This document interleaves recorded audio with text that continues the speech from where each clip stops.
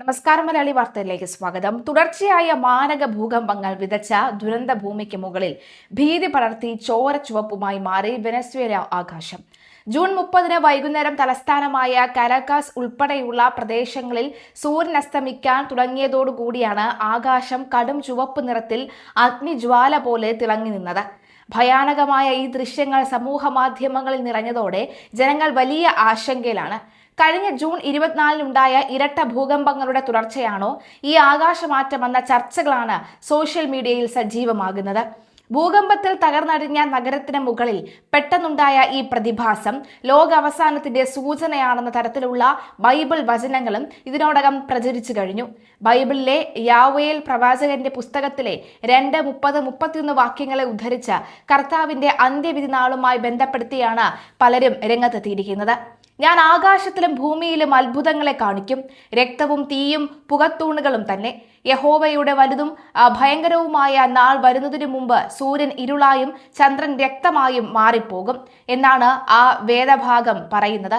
പുതിയ നിയമത്തിൽ പ്രവർത്തികളുടെ പുസ്തകങ്ങളിലും കർത്താവിന്റെ വലതും പ്രകാശമാനവുമായ നാൾ വരുന്നതിനു മുൻപേ സൂര്യൻ ഇരുണ്ടും ചന്ദ്രൻ രക്തമായി മാറിപ്പോകും.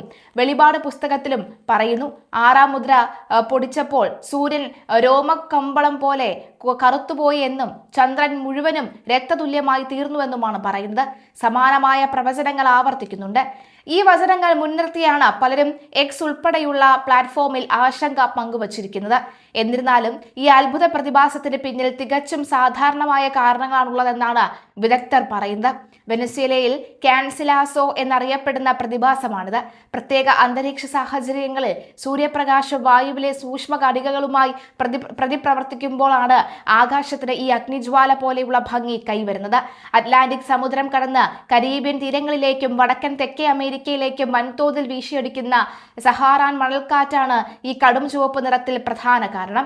അന്തരീക്ഷത്തിലെത്തിയ ഈ വൻ പൊടിപടലങ്ങൾ ആകാശത്തിന്റെ തരംഗ ദൈർഘ്യം കുറഞ്ഞ നീല, പച്ച നിറങ്ങളെ ചിതറിച്ചു കളയുകയും തരംഗദൈർഘ്യം കൂടിയ ചുവപ്പ്, ഓറഞ്ച് നിറങ്ങൾക്ക് ആകാശത്തെടുത്ത് കാട്ടുകയുമായിരുന്നു.